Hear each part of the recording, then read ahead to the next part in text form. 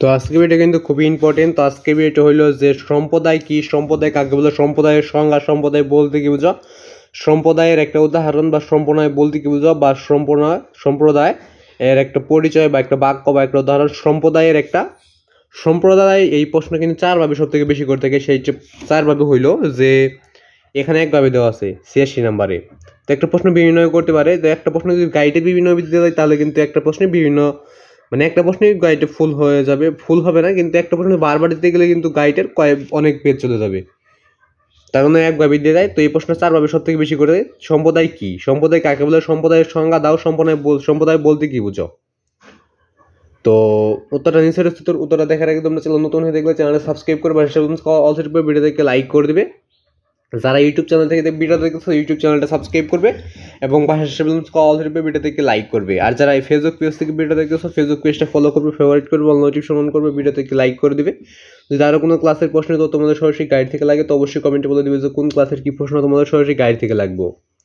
তো সম্প্রদায় কি, সম্প্রদায়ের সংজ্ঞা, সম্প্রদায়ের একটা উদাহরণ, সম্প্রদায় বলতে কেউ তো উত্তরটা নিচে রয়েছে। উত্তরটা দেখার আগে তোমরা চ্যানেল নতুন হয়ে থাকলে চ্যানেলটা সাবস্ক্রাইব করে পাশে ভিডিও থেকে লাইক করে নেবে। তো সম্প্রদায় কি, সম্প্রদায় কাকে বলে, সম্প্রদায়ের সংজ্ঞা, সম্প্রদায় বলতে কি বলছো, সম্প্রদায়ের একটা বাক্য নিচে রয়েছে। আরো যদি কোনো প্রশ্ন তোমাদের সরাসরি গাইড থেকে লাগে তো অবশ্যই কমেন্টে বলে দেবে যে কোন ক্লাসের কি প্রশ্ন তোমাদের সরাসরি গাইড থেকে লাগবে। তোমাদের প্রতিটা ক্লাসের টিক্সিনোত্তর, সংক্ষিপ্ত প্রশ্নোত্তর, রচনামূলক প্রশ্নোত্তর এগুলো সরাসরি গাইড থেকে দিয়েছি, তোমরা চাইলে দেখে নিতে পারো।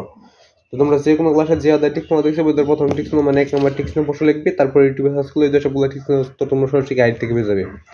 যদি না পাও সেক্ষেত্রে টিক্স না, ক্ষেত্রে আরেকবার সার্চ করবে, দ্বিতীয়বার সার্চ করবে, যে আদার টিক্স দেখতে ওদের প্রথম টিক্স মানে 1 নম্বর টিক্স প্রশ্ন লিখবে, তারপর স্ক্রিনে একটা এই সামস্থান লেখ সেম কলম দিয়ে দেখো, তারপর এটা লিখবে, তারপর ইউটিউবে সার্চ করলে দুইটা বলে টিক্স না তো তোমার সরাসরি গাইড থেকে পেয়ে যাবে।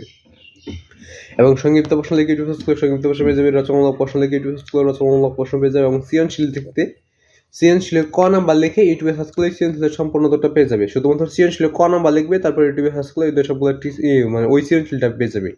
যে সৃজনশীলটার ক নাম্বার লিখে ইউটিউবে সার্চ করবে ওই সৃজনশীলটা পেয়ে যাবে। তো সম্প্রদায় কি, সম্প্রদায় কাকে বলে, সম্প্রদায়ের সংজ্ঞা, সম্প্রদায়ের একটা উদাহরণ, বা সম্প্রদায় বলতে কি বোঝো, তথ্যটা দেখে নাও। তো দেখো, আমাদের সমাজে বহু ধর্ম, বর্ণ, ভাষা ও জাতির লোক বাস করে, তারা একটি সম্প্রদায়।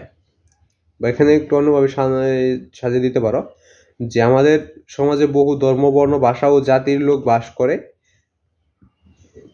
তারা তাদের এক একটিকে সম্প্রদায় বলে, বা এটাই সম্প্রদায়। তো আজকে ভিডিও ভালো লাগলে চ্যানেলটা সাবস্ক্রাইব করে পাশে কল দেবে। আর যদি কোনো ক্লাসের প্রশ্ন লাগে তো অবশ্যই কমেন্টে বলে দেবে। তো আমি আরেকবার বলে ভিডিওটা অফ করে দিচ্ছি। দেখো, আমাদের সমাজে বহু ধর্ম, বর্ণ, ভাষা ও জাতির লোক বাস করে, তারা এক একটি সম্প্রদায়, বা তারা এক একটিকে সম্প্রদায় বলে বা বলা হয়। তো সাজিয়ে দিতে পারো বিভিন্নভাবে। তো ভিডিওটা ভালো লাগলে চ্যানেলটা সাবস্ক্রাইব করবে, আর কল দিবে, ভিডিওতে একটি লাইক করবে, আর ফেসবুক পেজটা ফলো করে রাখবে, ফেভারিট করে রাখবে, অল নোটিফিকেশন অন করে রাখবে, ভিডিওতে একটি লাইক করে দেবে। তো আজকে এটা এ পর্যন্তই।